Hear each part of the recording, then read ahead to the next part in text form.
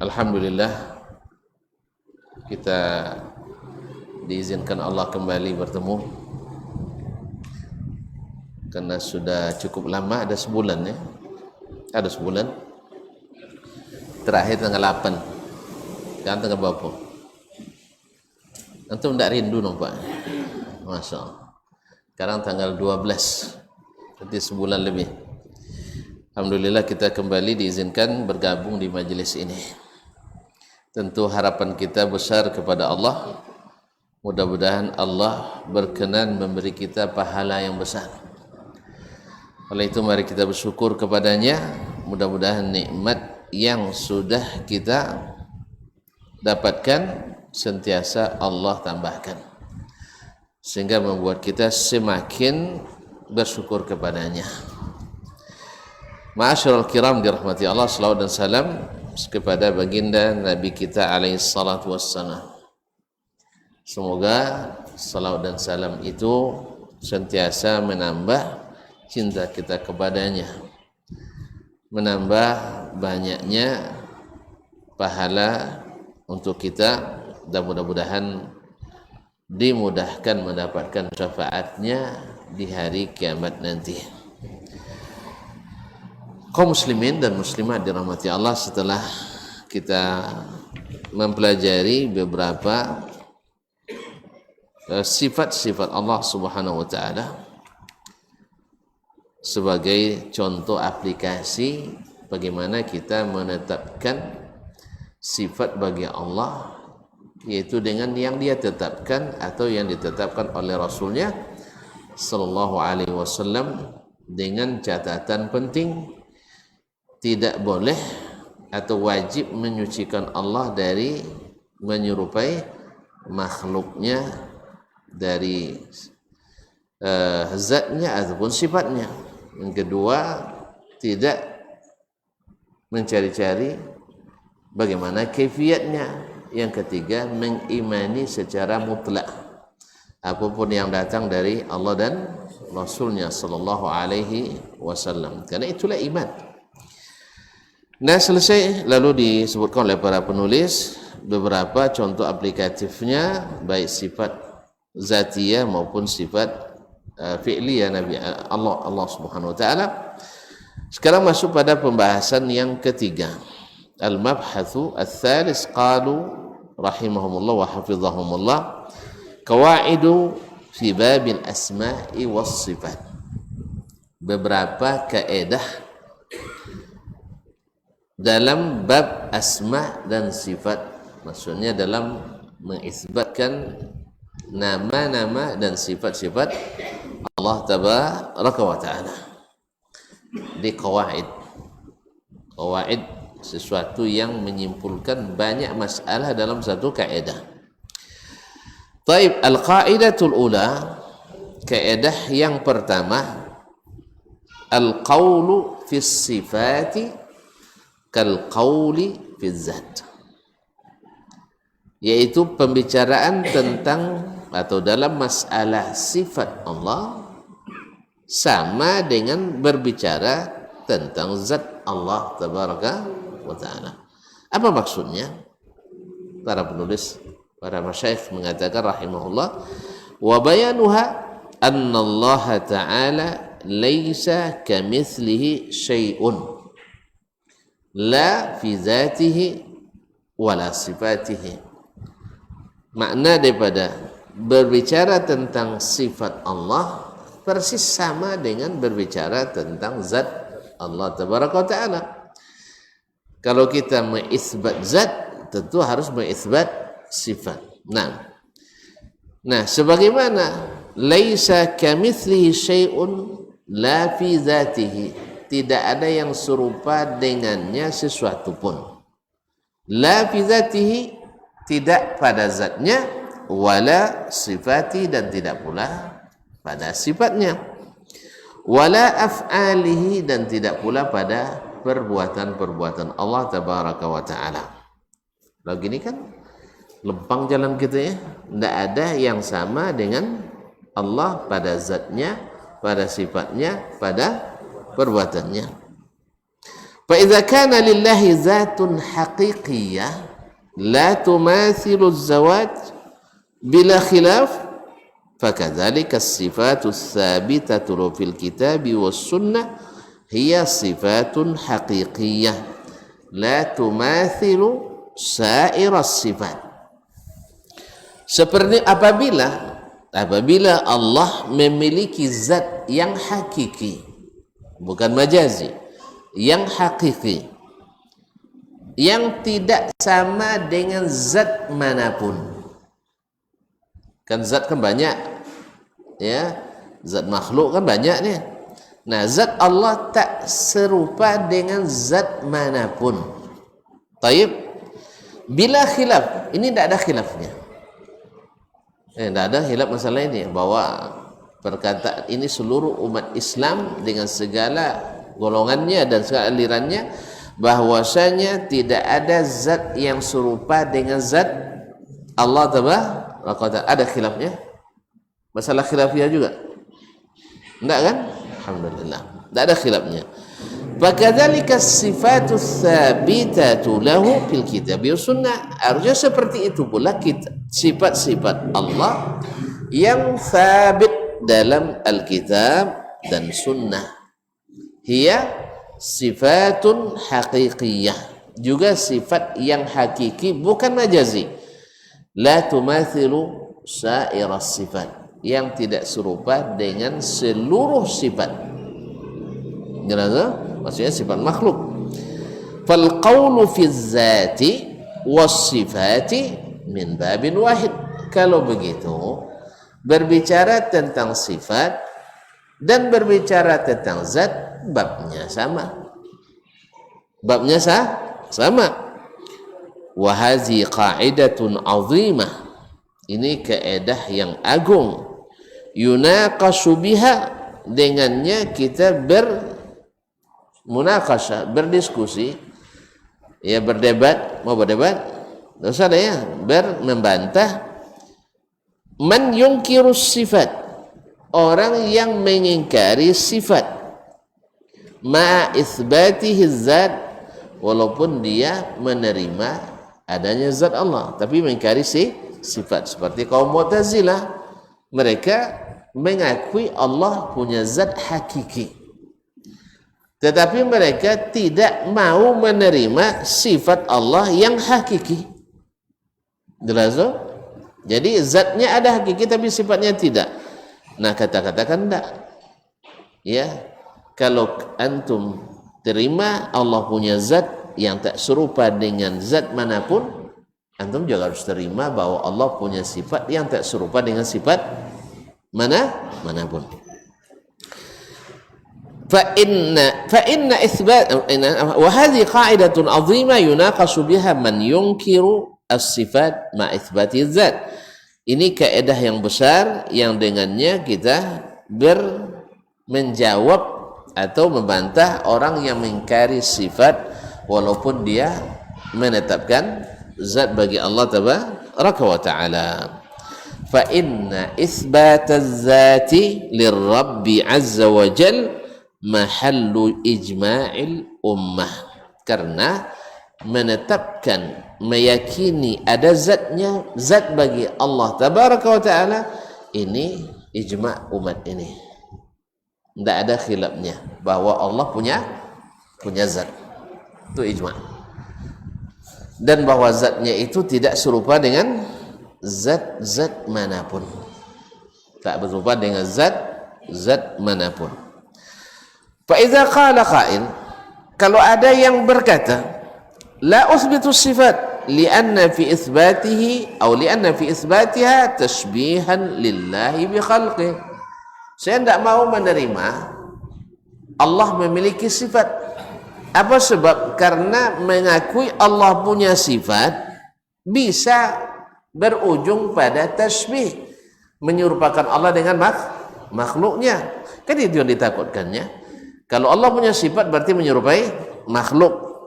Yuqalu lahu, dijawab dengan kaidah tadi, anta tuthbitu lillahi zatan haqiqiyyah, kamu menerima bahwa Allah punya zat yang hakiki. Taib. Wa tusbitu lil makhluqina zawatan. Kamu juga menerima makhluk juga punya zat. Taib. Afalaysa hadha tashbihan ala qawlik? Kalau kau tak mau menarik sifat karena takut tasbih, ini juga tasbih. Karena sama-sama punya zat. Kenapa kamu bisa menerima zat padahal masih ada mengandung tasbih menurut keedahnya kamu? Menurut keedahnya antum tuh masuk bahwa kalau zat kau diisbatkan zat kan sama-sama ada nanti. Sama-sama ada. Akhirnya nanti sifat wujud pun akan dihapus. Kalau sudah sifat wujud dihapus, jadi orang mulhid kita, ya orang zindik kita, orang ateis. Kenapa? Wujud, manusia juga wujud, hewan juga wujud. Buktinya dalam bahasa hal dasmanu mawjud, iya kan? Kan ditanya halillahu mawjud, kan ditanya begitu. Apa kalau ada? Dijawab na'am Allahu mawjud. Taib. Hal dasmanu mawjud? Na'am dasmanu mawjudun. Nah, kalau sudah demikian nanti sifat wujud juga dihapus nanti. Apa sebab? Karena antara keduanya ada kemungkinan tasbih berdasarkan keedah orang yang menolak sifat itu. Jelasnya? Kalau tak jelas ulang sampai 40 kali. Nah, jelas? Taib, ma'asyarul kiram dirahmati Allah. Nah, kalau kau terima itu berarti ada tasbih juga. Fa in qala innama athbattu zatan lillah la tushbihu zawat. Kalau dia berkata, saya hanya mengisbatkan zat bagi Allah yang tidak serupa dengan zat-zat manapun, wala yasa'u ghairu hadza. Tidak mungkin dia menjawab kecuali dengan ini. Ya, tidak mungkin dia menjawab kecuali dengan jawaban ini. Saya mengatakan Allah memiliki zat yang tak serupa dengan zat manapun. Tak mungkin dia jawab Allah tak punya zat. Tak mungkin pula juga dijawab Allah tidak punya Allah memiliki zat yang serupa dengan yang lain. Pasti jawabannya Allah punya zat, iya. Serupa tidak. Pasti ini jawabannya. Tidak serupa dengan zat manapun. Lalu kita dikatakan qila lahu yalzamuka hadza fi bab sifat. Ini juga mesti diterima dalam bab sifat. Fa in kanat zat la tushbihu zawat, andainya zat Allah tidak menyerupai zat manapun, wa huwa haq, dan ini benar, fakadzalika sifatuz zati al-ilahiyah la tushbihu sifat. Seperti pula itu sifat-sifat ilahi tidak serupa dengan sifat yang lain. Ya kan? Nah, fa in qala kaifa athbattu sifatan la a'lamu kaifiyataha. Lalu dia bilang lagi, bagaimana saya mau menerima sifat yang tidak tahu bagaimananya? Kita jawab pula, qulna lahu kama tusbitu zatan la ta'lamu kaifiyataha. Terima ajalah sebagaimana kamu terima zat yang kamu juga tidak tahu kaifiatnya. Jelas? Ya, mereka menerima Allah punya zat. Tahu mereka kaifiat zatnya? Enggak tahu kan? Taib. Kalau saya tidak menerima sifat karena saya tidak tahu kaifiatnya, kita dibilang juga kalau gitu tidak usah akui Allah karena tak tahu juga kaifiat zatnya. Tak mungkin juga dia menolak. Sebab kalau dia tolak jadi kafir. Maka kalau kamu terima zatnya tanpa tahu kaifiatnya, terima pula lah sifatnya yang juga tidak diketahui kaifiatnya. Kalau terima zatnya tidak serupa dengan makhluk, terima jugalah sifatnya yang juga tidak serupa dengan sifat makhluk. Selesai kaji, tamat kaji ya? Udah tamat kaji, pulang lagi gitu. Tapi tentu saja tak sesederhana ini. Tak akan sesederhana ini. Ya, sebab merubah sesuatu yang sudah diyakini dah mendarah daging ya, dah berurat tunggang ya sejak turun temurun, kemudian apalagi nanti dengan dengan perasaan baperan, berarti kamu sesatkan saya selama ini ya katanya. Awak disesatkan, ya paling pantang sesat guru saya, sesat datuk saya, sesat duyut saya dan sebagainya. Ahwal kan tidak ada bilang sesat tadi kan? Kan ada bilang sesat tadi lah. Kan ada. Kita ngajak berpikir realistis, logis, dan filosofis. Nah, iya, logis, realistis, dan filosofis, dan praktis. Ya, biar agak ilmiah dikit. Nah, ini kan biar agak ilmiah dikit. Kalau itu kan ilmiah. Baik, masyaallah kiram. Kaum muslimin dan muslimat dirahmati. Jelas ya? Jadi kalau diisbatkan, pertama berbicara tentang sifat sama berbicara tentang zat. Karena sifat ilahi, zat ilahi. Nah, kalau diterima zat mesti terima sifat. Oh enggak. Kalau diterima sifat nanti takut tasbih. Ya sama juga, antum menerima zat enggak takut tasbih. Maka terima pula sifat enggak takut tasbih. Oh gimana saya menerima zat, menerima sifat yang tak tahu kaifiatnya? Antum juga menerima zat yang tidak tahu kaifiatnya. Kita tidak tahu berapa besarnya Allah, berapa tingginya, berapa, dan kita tidak tahu. Karena kita tidak diberi tahu. Tapi antum terima, ya terima. Zat yang seperti itu. Seperti apa kita tidak tahu zat Allah tabaraka wa taala. Jelas? Maka di mana antum mau menerima bahwa Allah punya zat? Karena Allah yang beritahu. Gitu juga. Kenapa kita terima Allah punya sifat? Karena Allah yang beritahu. Tapi kita nggak tahu kaifiat sifat. Antum juga nggak tahu kaifiat zat. Nah, sebagaimana karena antum nggak tahu kaifiat zat, diterima Allah punya zat, terima jugalah sifat Allah walaupun kita tidak tahu kaifiat sifatnya. Jelas? Karena kita sudah sering ulang-ulang ikhwan wa akhwat yang dirahmati Allah, bahwa segala sesuatu tidak punya sifat sama dengan tidak ada. Iya kan? Makanya kalau tidak ada sifatnya, ada barangnya. Hah?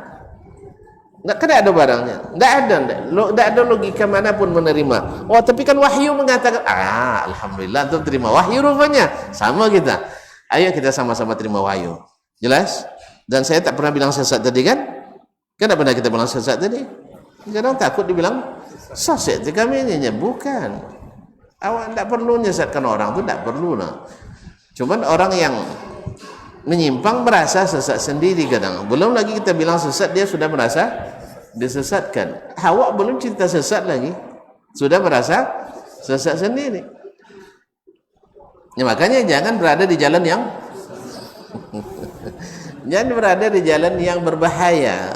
Sebab antum kalau berada jalan yang salah selalu curiga. Makanya antum kalau pergi berjalan, Ustaz, siapkan, apalagi sekarang ini. Kalau antum siap dengan dokumen yang lengkap, ya, PT banyak, ya, suet STNK ada, BPKB ada, suet vaksin ada, suet PCR ada, antigen ada, bini ada. Boleh. Itu jalan di jalan yang lurus. Tidak ada jalan yang belok-beloknya, tidak ada jalan ganggangnya. Nyaman tak untuk berjalan? Ketika ada polisi razia, tasyuk dah ada? Tak tasyuk dah ada. Tapi cuba vaksin tak ada, tasyuk dah ada. Padahal orang tak merasa vaksin kira. Lah takut aja. Makanya itu kaum muslimin dan muslimat dirahmati Allah. Belum lagi cerita tentang vaksin, hanya leso. Lah razia vaksin lainnya. Kadang laba hina-hina lah polisi tu kadang lah. Apa kojo codo tak ada kojonya je kan? Subhanallah, mau itu kojo kini. Kojo beliau tu kini untuk mengamankan yang tak mau patuh kan itu. Cuba patuh, insya-Allah aman. Jalannya? Jalan. Sebab kalau lurus kita, tidak ada masalah, lengkap dokumen, tak akan ada curiga. Makanya kaum muslimin dan muslimat, makanya al-imanu tuma'ninah, iman itu menenteramkan, menyamankan. Tapi kalau dosa itu sesuatu yang selalu membuat kita bimbang dalam hati, dan kita tidak mau diketahui oleh orang lain. Makanya usahakan jangan berjalan tanpa melengkapi surat-surat. Jelas? Ibarat bekerja, kalau tuntun bekerja, ini pegawai misalnya, di mana saya kerja kade, bekerja. Ada SK, lay, ada SOP, Lai SK ada, SOP ada, dijalankan sesuai SOP. Perlu ragu ada potongan gaji? Kan isu kan? Ada isu gitu. Orang ribut-ribut ada tambah pajak, dia tidak risau. Apa sebab? Sebab dia tidak melanggar SOP dan tidak bekerja kecuali dengan SK. Selesai. Itu yang makanya. Antum kalau sudah ikut Al-Quran dan hadis, mohon maaf, seperti kata sebagian as-salaf, dan kita yang kita ikuti sekarang, kita, akidah kita, apa yang nampak, itulah akidah kita. Kita sampaikan. Yang kita sampaikan itu akidah kita. Nah, kalau ada yang menyalahkan, welcome. Dengan senang hati silahkan salahkan. Tidak perlu risau. Apa sebab? Surat-surat lengkap. Istidlalnya jelas. Qala Allah wa qala Rasulullah sallallahu alaihi wasallam wa qala as-sahabatu was-salafus salih. Selesai. Kalau antum risau, apa sebab? Ala sosial law adalahnya. Antum sesat kalau tidak ada risau kita. Silakan sesatkan. Cuman jangan fitnah. Jangan fitnah. Kalau labi dalil pindah ke fitnah. Ini berbahaya, haus darah, nanti kita disembelih dan sebagainya. Subhanallah, dakwah seperti ini kaum muslimin dan muslimat dirahmati Allah. Yang seperti ini adalah tanda lemahnya posisi. Ya, lemahnya posisi. Sebab orang yang dalam posisi yang kuat secara ilmiah tidak pernah ngancam-ngancam gitu. Nabi tidak ngancam-ngancam. Awas kalian berkuasa saya nanti disembelih, nanti tidak ada. Tapi orang itulah yang memfitnah Rasulullah sallallahu alaihi wasallam. Ma'asyiral kiram dirahmati Allah Subhanahu wa taala. Oleh itu, maka tetaplah dengan berkas yang lengkap. Jangan mengambil SIM tembak. Apalagi tanda tangan uang. Tidak cayo kalau SIM dapat uang daerah. Kayak tapi kalau sudah hasil tes, ya, mati pun SIM, tidak risau. Apa sebab? Ikon lulus tes kok Pak, tidak lulus tembak. Masyaallah, kiram dirahmati Allah. Jelas kaidah yang pertama ya, bahwasanya berbicara tentang sifat sama dengan berbicara tentang zat. Apa yang berlaku pada zat berlaku pada sifat. Sehingga tidak boleh dibedakan kecuali dengan dalil. Dan antum tidak punya dalil membedakan itu. Ya, yang yang tidak menerima sifat-sifat Allah tidak punya dalil yang membedakannya kecuali dalil kira-kira. Semuanya perkiraan. Ya, analogi dan analoginya selalu ke makhluk. Cuman subhanallah, ya, mereka bukan orang biasa-biasa, memang orang hebat-hebat. Orang hebatnya di mana? Di pikiran. Hebatnya di pikiran, sehingga masuk ke situ. Dan kalau sudah masuk ke pikiran memang susah untuk ditinggalkan. Ya, sampai memang kalau sudah sampai kaji, ya seperti Imam Al-Ghazali rahimahullah mau sampai ke puncak kaji, bau ngaku. Cuman uang dan mengikuti alur pikirannya tidak mau ngakunya, lalu sampai seperti Imam Ghazali sampai. Imam Al-Fakhrur Razi rahimahullah juga seperti itu. Ini sudah sampai, sehingga ketika sampai tentu dia jalan buntu. Asal itu woi uang tak dulin doangnya lah, ya, sebabnya lu sampai tidak percaya orangnya, tidak percaya. Sama juga dengan Imam Abul Hasan Al-Asy'ari rahimahullah, sampai dia ke puncak itu, sehingga dia hanya rujuk dari pendapatnya itu, ditulisnya 3 buku. Dia tidak lo cayo pengikutnya lah, tidak cayo, nyalun sampai. Dan siapa yang sampai insya Allah akan cayo.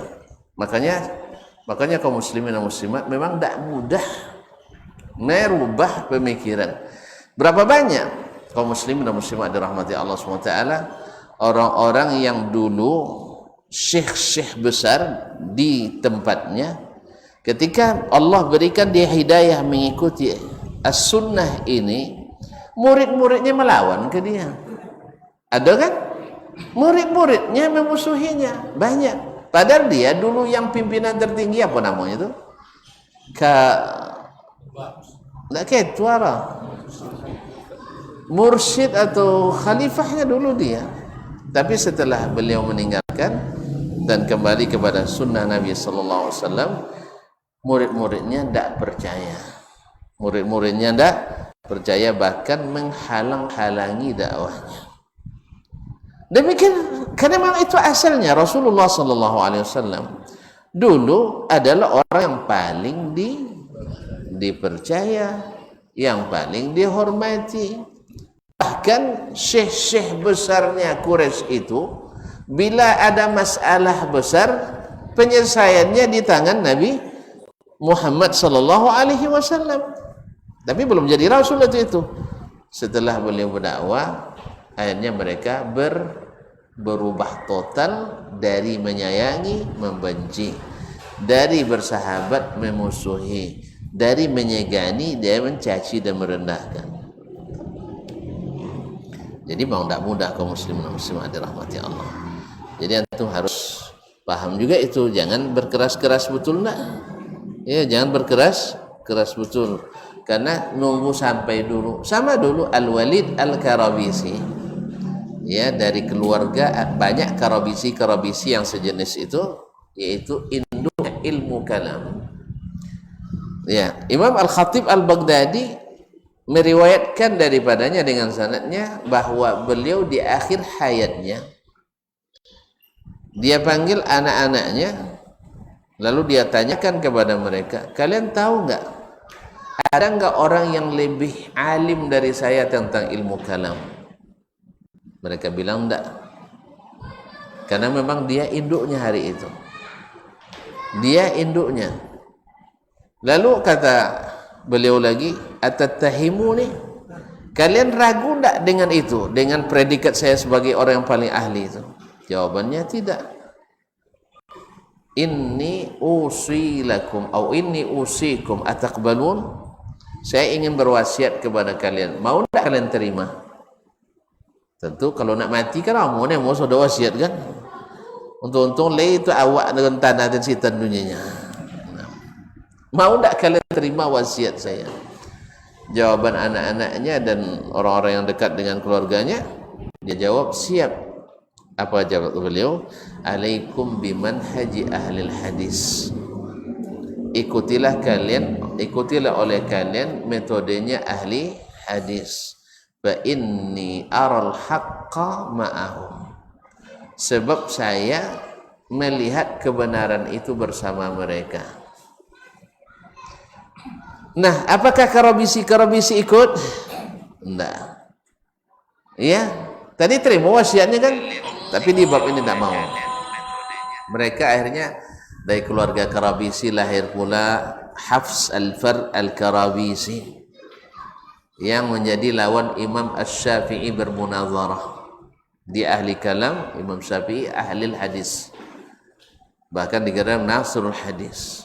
Lahir pula dari perut Karabisi juga, dari keluarga Karabisi, Husain Al-Karabisi, yang awalnya belajar pada atau dekat dengan Imam Ahmad, tapi akhirnya terpengaruh oleh ilmu tersebut, ilmu kalam, akhirnya ditahzir oleh Imam Ahmad rahimahullah ta'ala dengan Karabisi juga.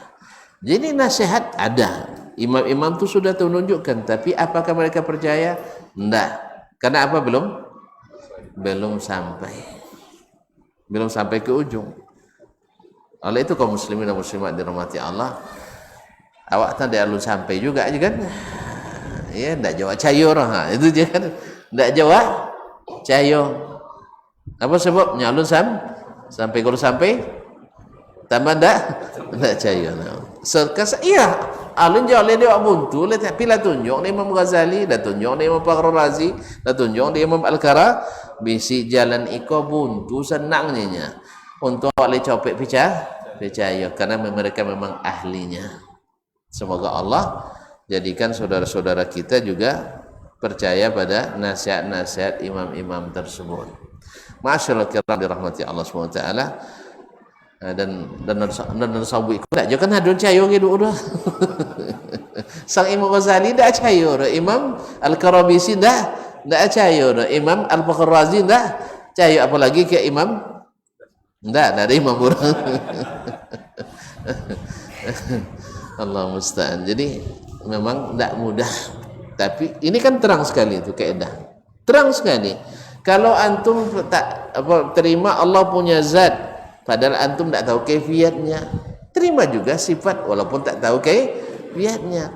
Kalau Allah ada zatnya, antum tidak takut tasbih, terima juga Allah ada sifatnya juga, tidak perlu takut tasbih. Karena kalau kurang paham, insya Allah kita jelaskan. Ikut kajian kitab ini insya Allah. Jelas kemarin kan bahwa kita wajib mentanzih Allah dari menyerupai sifatnya dengan makhluk, selesai.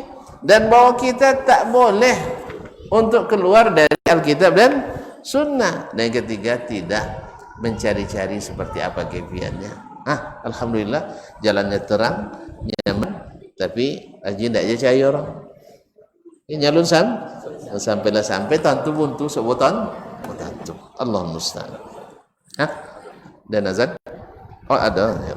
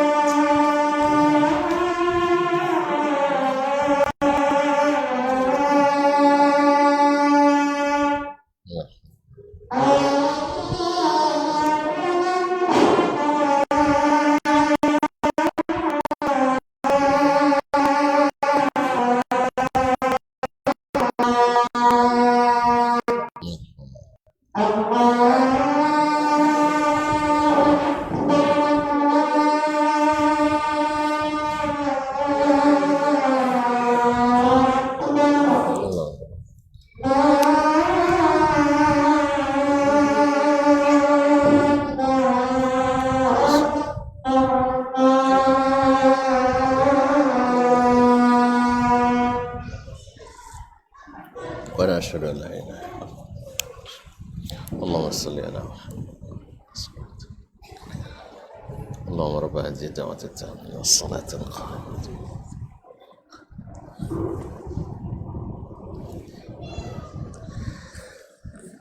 kaum muslimin dan muslimat, al-hadirin wal hadirat wal musyahidin wal musyahidat rahimanillahu wa iyyakum. Masuk kaidah yang kedua. Kaidah pertama dah jelas saya kan? Alhamdulillah, lapang sekali bahwasanya tidak ada bedanya membicara zat dengan membicarakan sifat Allah tabaraka wa taala. Al-qaidatu tsaniyah, Kaidah yang kedua seperti kata para masyayikh rahimahumullah wa hafizahum, al-qawlu fi ba'dhi sifati kal-qawli fi ba'dhi al-akhar. Membicarakan sebagian sifat sama dengan membahasakan sebagian yang lain. Apa maknanya? Annal qawla fi ba'dhi sifatillahi min haitsul isbatu wan nafyu kal qawli fil ba'dil akhar, yaitu menisbatkan atau berbicara tentang sebagian sifat dari sisi menerima dan menafikan sama dengan berbicara tentang sifat-sifat yang lain pula, di mana datang pembedaannya. Wahazil qa'idah, kaidah ini yukhatabu biha man yuthbitu ba'dhas sifat wa yunkirul ba'dhal akhar. Kaidah ini digunakan untuk menyampaikan kepada orang yang menerima sebagian sifat Allah dan menolak sebagian yang lain. Jadi sebagian sifat diterima, sebagian tidak diterima. Ya, sebagian ditolak, sebagian diterima, sebagian tidak. Fa iza kana ar-rajulu yuthbitu ba'd as-sifat, apabila ada orang yang menisbatkan sebagian sifat, kal hayat, seperti sifat hidup, wal ilm, dan sifat ilmu, wal qudrah, qudrat, wal iradah, keiradat, was sama', mendengar, wal basar, melihat, wa ghairaha, dan selainnya. Jadi diterima sebagian sifat ini, ya. Al hayat, yaitu Allah hidup. Al ilmu, Allah berilmu, mengetahui. Kemudian sama', mendengar. Al basar, melihat. Al kalam, berbicara, dan seterusnya. Wa yaj'alu zalika kullahu haqiqatan, dan menganggap sifat itu hakiki, bukan majazi. Hakiki artinya diimani seperti apa zahirnya. Innallaha ala kulli syai'in qadir, Allah qadir, berkuasa, ya berkuasa secara hakiki. Baik. Kemudian wa huwas sami'ul basir, Allah maha mendengar, maha melihat, ya betul melihat dan betul mendengar secara hakiki, tidak ditakwil maknanya. Baik. Wa summa yunasiu sifatil mahabbah, menolak atau memperdebatkan sifat mahabbah, mencintai. Berarti firman Allah, wa in kuntum qul in kuntum tuhibbunallaha fattabi'uni yuhibbukumullah, Allah mencintai kamu. Nah, sifat ini mahabbah tidak diterima. Waridha, dan juga sifat ridha, pada Allah menyebut radhiyallahu anhum wa radu'an. Wal ghadab, dan sifat marah, padahal faba'u bi ghadabin minallah wa ghadiballahu alaihim anna ghadaballahi alaiha in kana minas sadiqin wa ghairaha, dan selainnya. Ini tidak diterimanya secara hakiki. Wa yaj'alu zalika majazan, dianggap sebagai sifat majazi, bukan makna itu yang dituju. Mahabbah misalnya adalah iradatu al-jaza, ingin memberikan pahala, ya. Dan demikian pula sifat ridha wal ghadab, misalnya ghadab adalah yuridul intiqam, ini kan jauh perginya. Wa ya'jalu zalika majazan, lalu dia jadikan ini sifat majaz. Kalau hayat, ilmu, sama', basar, kalam itu hakikat, ini majazi. Fa yuqalu lahu, dikatakan kepadanya, la farqa baina ma athbattahu wa baina ma nafaitahu, apa bedanya antara yang kau isbatkan dengan yang engkau nafikan? Dua-duanya datang dari Allah tabaraka wa ta'ala. Taib. fal qawlu fi ahadihima kal qawli fil akhar, karena membicarakan sifat mahabbah, ridha dan ghadab dan lain itu, yaitu cinta, ridha dan marah itu sama dengan membicarakan hayat, sama, basar dan seterusnya, sama.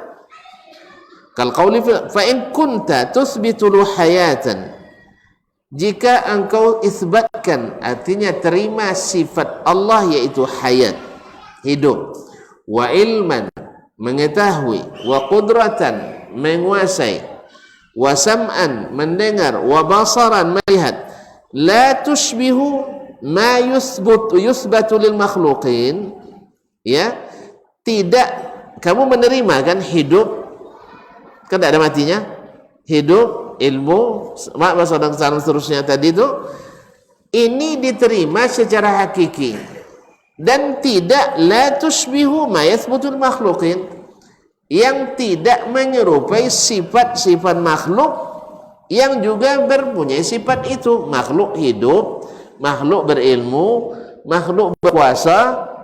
Kan berkuasa makhluk? Kan berkuasa? Presiden Jokowi sedang berkuasa. Misalnya Pak Bupati sedang berkuasa, Pak Gubernur berkuasa. Tapi tidak serupa dengan kuasa Allah. Mana yang tinggi? Ragu pula tuntut.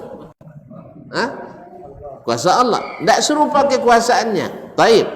Nah, kalau antum mengatakan bahwa sifat hayat, ilmu, sama, basar dan seterusnya itu hakiki, tidak menyerupai sifat makhluk yang juga punya sifat yang sama seperti itu namanya sifatnya, fakadzalika yalzamuka an tuthbita lahu mahabbatan wa ridan wa ghadaban, mesti pula kau terima sifat mahabbah, Allah mencintai, wa ridha, Allah meridai, wa ghadaban, Allah memurkai, kama akhbarahu wa nafsihi, seperti Allah memberitakan itu tentang dirinya, min ghairi musyabahati lil makhluqin, tanpa menyerupakannya dengan makhluk. Sebagaimana antum katakan Allah qadir, ya, Allah maha kuasa. Engkau katakan juga fulanun qadir, si fulan juga berkuasa, tapi antara fulan dengan Allah tak serupa. Maka antum katakan pula fulan mencintai, Allah mencintai, tapi cinta Allah tidak serupa dengan cintanya si fulan. Apa yang membedakannya? Yang penting tidak ada tasbih. Wa illa waqa'ta fit tanaqud. Kalau kau tak terima berarti engkau bertentangan. Ya, paradoks antum. Itu paradoksnya kontradiktif. Yaitu satu sisi kamu terima dan satu lain tidak diterima. Akhirnya penerimaan terhadap berita tentang Allah tidak lengkap. Dan tidak lengkap akhirnya. Ada yang diterima, ada yang ditolak. Oh enggak, kami tidak tolak kok. Buktinya ayat Quran tidak pernah kami hapus. Hadis sahih tidak pernah kami buang. Kan ada yang begitu ya. Tapi itu sama aja dengan orang yang membaca wa aqimus salata wa atuz zakah, ya kan? Kan dia mengaji itu baca Quran, wa aqimus salat, tapi dia tidak salat, tapi tidak bayar zakat. Dia baca ayatnya tapi tidak dilaksanakan. Antum baca ayatnya tapi tidak diimani. Mana yang lebih parah? Tidak percaya daripada tidak mengerjakan? Syekh, mana yang lebih parah? Tidak mempercayai atau tidak mengerjakan? Iya, apa bukti? Apa bukti? Antum masya Allah, ini memang bahaya nih. Nah, orang tak percaya wajib salat dengan orang yang tak mengerjakan salat, mana yang lebih berat? Yang tak percaya wajib salat, apa hukumnya?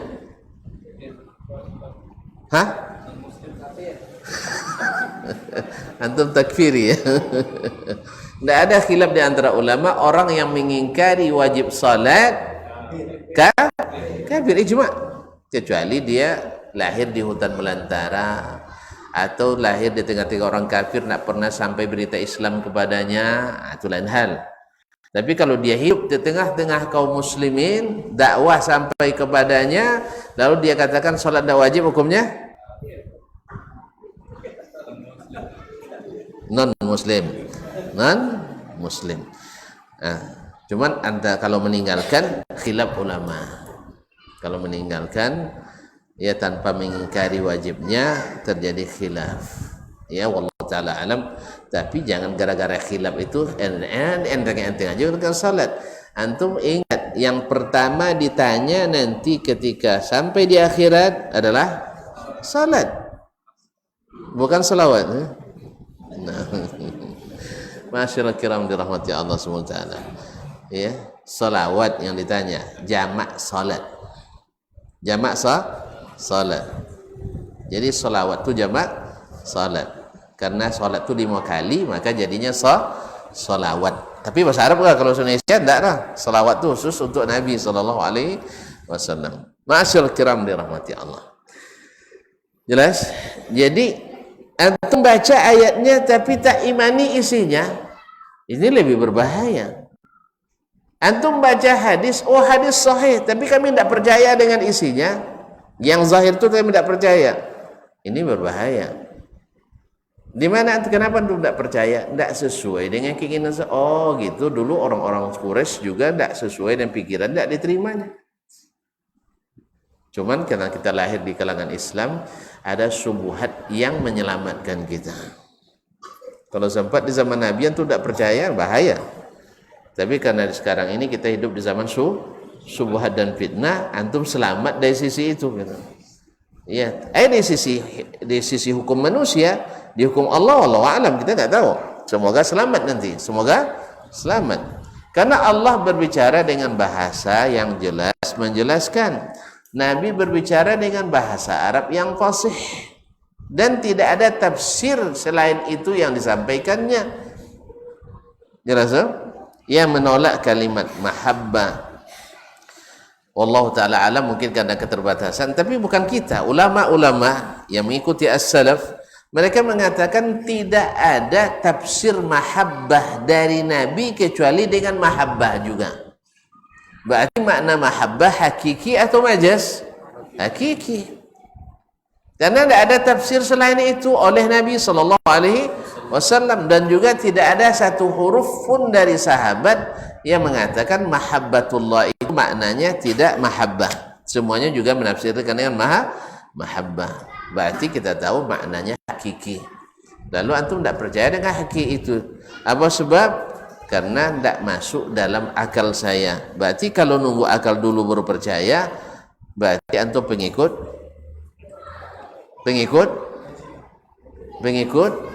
akal. Antum kemana-mana begini sih. Iya, kalau harus sesuai akal dulu baru percaya, berarti yang diikuti adalah akal, bukan kehendak wahyu. Sebab apa? Kalimat itu sama. Kalimat hubbullah, mahabbatullah, dan banyak dalam hadis kursi, hadis Nabi, Al-Quran Karim, tidak ada ditafsirkan oleh Nabi sallallahu alaihi wasallam tafsir yang lain dengan mahabbah. Arti makna itu yang dikatakan. Tapi yang tidak percaya dengan dasar kalau kita isbatkan mahabbah sama dengan makhluk.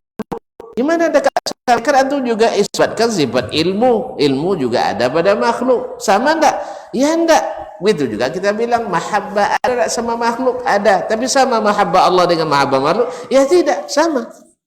Makanya keedahnya berbicara tentang sebagian sifat sama dengan sebagian sifat yang lain, tidak bisa dibeda-bedakan, tidak ada dalilnya kecuali perkiraan.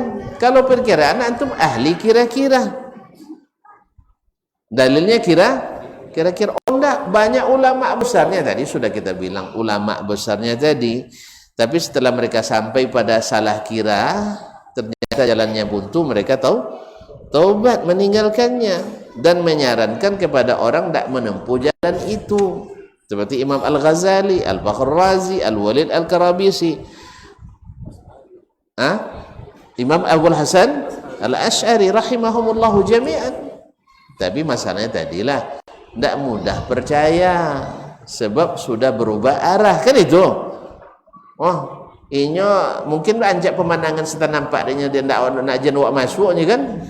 Iya, kadang lah curiga lah ke imamnya. curiga ke imamnya. Iya kan? Umat-umat dulu kan juga awalnya sayang ke nabi-nabi itu sebelum diangkat jadi nabi. Sah? Tapi setelah mereka berubah arah, mereka akhirnya tidak percaya. Kalau oleh searah percaya, kalau tidak berubah arah tidak percaya. Oleh itu kaum muslimin dan muslimat, keadaan yang kedua ini penting ya bagi siapa yang menolak sebagian sifat, walaupun bahasanya kami tidak menolak dah, cuman memaknai dengan makna yang sesuai apa? Sesuai selera atau sesuai dengan dalil. Oh tidak, dalil itu kan terbagi dua, dalil akli, dalil nakli. Ya kita bilang dalil akli pada sesuatu yang bisa dinalar. Tapi kalau keberadaan Allah, sifat Allah tidak bisa dinalar. Ya hanya dengan nalar telanjang tanpa ada wahyu. Makanya kalau antum pakai tanpa wahyu, makanya tidak ketemu. Kalau hilang wahyu sama sekali, itu sahabat jauh pergi, tapi pakai sebagian, tak pakai sebagian, pasti akan ada yang tercecer dan tertinggal. Nasallallahu alaihi wasallam.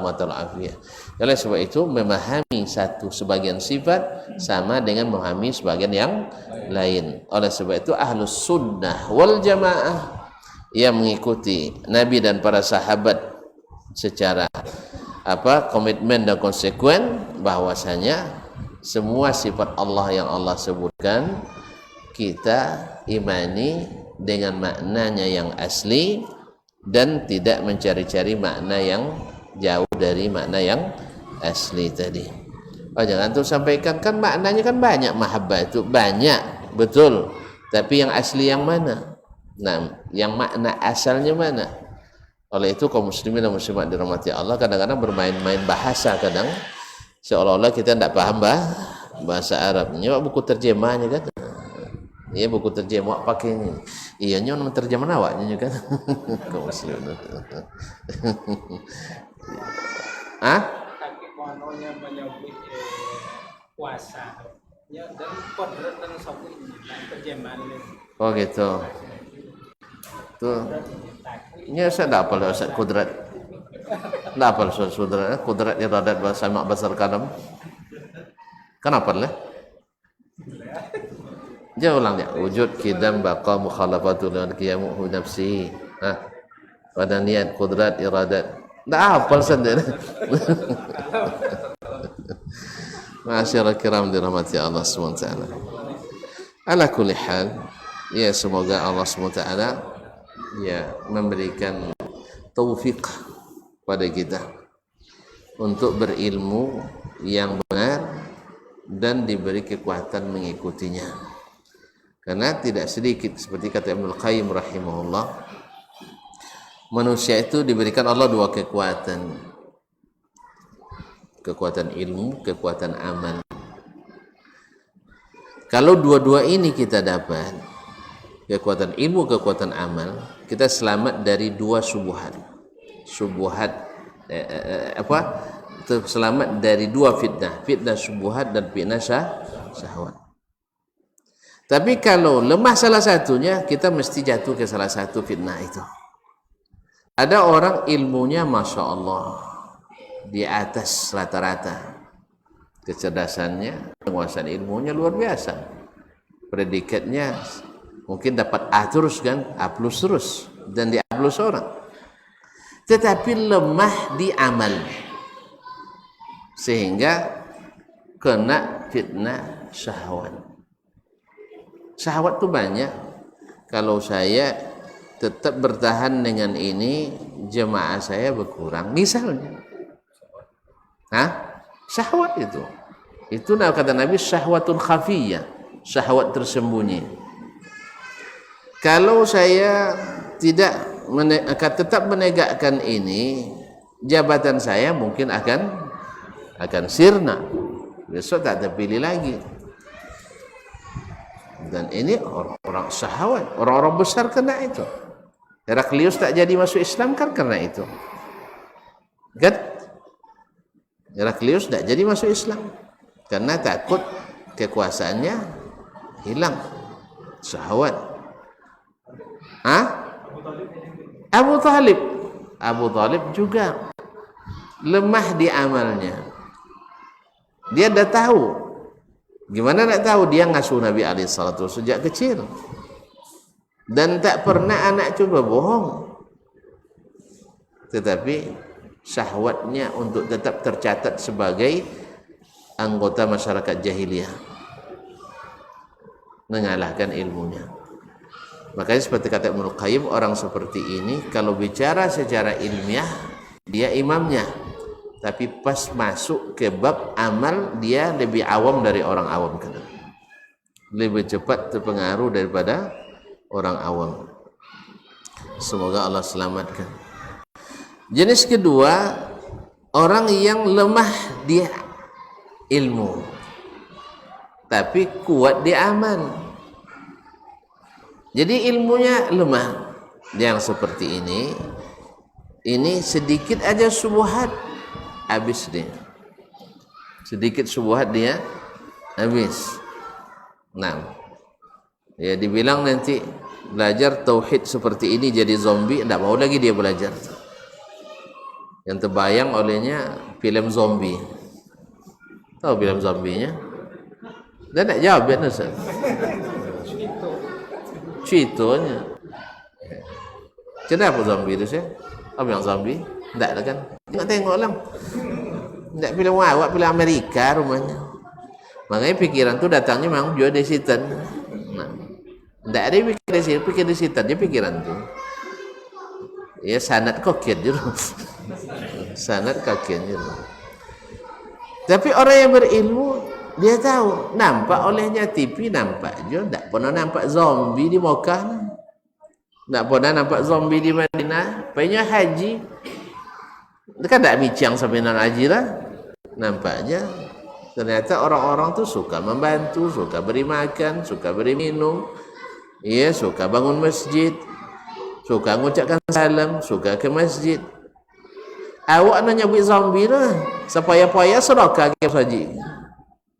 Allah musta'an.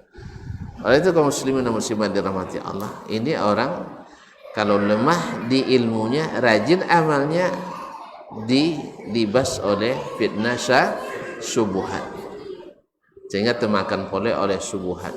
Wih, orang ngaji nu masuk tu nanti kejam-kejam, haus darah dan sebagainya, cayo langsung. Akhirnya punya gambaran buruk terhadap orang-orang yang mengaji sunnah Nabi alaihissalatu wassalam. Yang berdosa tentu para petinggi yang suka menghasut dan memfitnah keji, kadang atas nama ilmu. Ya, tadilah sebut, kan dulu sosial lah masuk di, kan dulu sosial lah masuk di sosial. Apa sebab berkas ndak lengkap, surah-surah izin ndak lengkap. Kadang dapat tembak pun. Dapat SIM tembak. BPKB leilang. Allah musta'an. Sehingga belum lagi mengatakan sesuatu sudah mulai ketakutan. Oleh itu kaum muslimin dan muslimat dirahmati Allah, semoga Allah berikan kita ilmu yang bermanfaat, amal yang saleh, diberi kekuatan ilmu dan amal, sehingga dengan itulah tegaknya seperti kata Allah Subhanahu wa taala, "Wallazi arsala rasulahu bil huda wa dinil haqq liyudhhirahu 'ala dini kullih."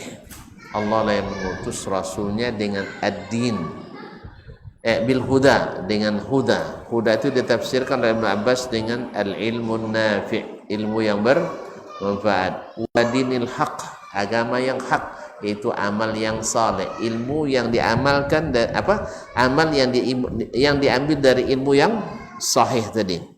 Akhirnya apa? Liyuzhiru 'ala dini kullih, supaya Allah menangkan di atas agama seluruhnya. Selama itu belum, ya, kita masih lemah dari ilmu atau lemah di amal, kita tidak akan pernah menonjol, dan itulah yang diharapkan dan diusahakan oleh orang-orang yang berkepentingan. Oleh itu, maka berilmulah dan amalkan. Ya, biar sedikit, tapi yang penting makan. Semalam ketika kaji Iqtida'ul Ilmi al-Amal, ada riwayat dari Fudail bin Iyad rahimahullah, orang yang berilmu banyak, cari terus tapi tak pernah digunakan, seperti orang yang makan. Ya, makan suak compang ke belakang, suak dibuang ke belakang. Bila kenyang, ada kenyang, tidak akan kenyang. Tapi orang yang makan, masukkan ke mulut walaupun sedikit, lama-lama kenyang juga. Allahumma musta'an wa alaihi tukran. Semoga Allah SWT pelihara kita semuanya dan dijauhkan dari berbagai fitnah. Allahumma amin. Sampai di sini belum selesai, tidak ada pertanyaan Ustaz. Kalau selesai ini ada beberapa keedah lagi, ada 2 keedah lagi insyaallah taala. Mudah-mudahan pada pertemuan bulan bulan depan insyaallah. Ya, mudah-mudahan aku kembali lagi. Ya, insyaallah. Karena pekan depan kayak musafir lagi. Kita salah pilih jadwal, Pak. Allah musta'an. Ada rihla insyaallah ke luar ya. Kenapa ya? Nah, jauh ke Natuna. Datang itu. Nah, ikut tak bulan depan? Lama mana? Ini kalau nanti esok tu kini dia pun dah labi kan. Assalamualaikum. Pertanyaan pertama akan ada di kaedah selanjutnya. Nah, pertanyaan kedua, selawat yang disunnahkan dalam Islam insyaallah ada pada pembahasan iman pada Rasul. Dah ada terjawab. Jadi ada sebab itu siapa ingin jawabannya ikut pelajaran ini sampai selesai. Dah. Nah. Simpan pertanyaan sok tanya waktu itu. Insyaallah. Kan tapi ini alun pelajaran kini dah tanyong dah. Nah, insyaallah taala. Terima kasih dan mohon tentang salawat yang diajarkan Nabi SAW ketika turun ayat innallaha wa malaikatahu yusholluna 'alan nabi ya ayyuhalladzina amanu shallu 'alaihi wa sallimu taslima. Sahabat bertanya ke Nabi alaihi salatu wassalam, ya Rasulullah, alimna kaifa nusallimu 'alaik. Kami dah tahu bagaimana mengucapkan salam kepadamu. Sekarang fa alimna kaifa nusalli 'alaik. Tolong ajarkan kepada kami bagaimana kami bersalawat kepadamu. Dijawab oleh Nabi sallallahu alaihi wasallam, qulu, katakan oleh kalian, Allahumma salli ala Muhammad wa ala ali Muhammad kama sallaita ala Ibrahim wa ala ali Ibrahim innaka Hamidum Majid wa barik ala Muhammad wa ala ali Muhammad kama barakta ala Ibrahim wa ala ali Ibrahim innaka Hamidum Majid. Ini yang dikenal dengan salawat al-Ibrahimiyah. Dan ini afdalus salawati kulliha. Salawat yang paling afdal dari salawat manapun. Ya. Jadi tidak ada yang lebih afdal dari salawat ini. Wallahu ta'ala alam. Wa sallallahu ala nabiyyina Muhammadin wa sallam. Wa subhanakallahumma bihamdik. Asyhadu an la ilaha illa anta astaghfiruka wa atubu ilaik. Wassalamualaikum warahmatullahi wabarakatuh.